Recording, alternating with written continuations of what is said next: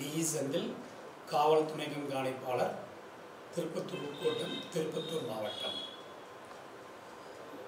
1980ஆம் ஆண்டு ஜோலார்பேட்டை காவல் ஆய்வாளராக பணிபுரிந்த பழனிசாமி மற்றும் சிறப்பு காவல் படையில் பணிபுரிந்த முருகேசன், இயேசுதாஸ் மற்றும் காவல் பணியாக சென்ற ஆதிகேசவலு ஆகியோர் நக்சலைட்டுகளால் குண்டு வீசி கொல்லப்பட்டனர்.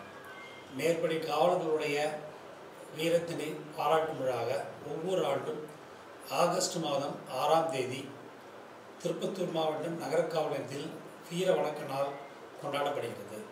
இந்த ஆண்டும் ஆகஸ்ட் 6ஆம் தேதி வீர வணக்க நாள் கொண்டாடப்பட உள்ளது.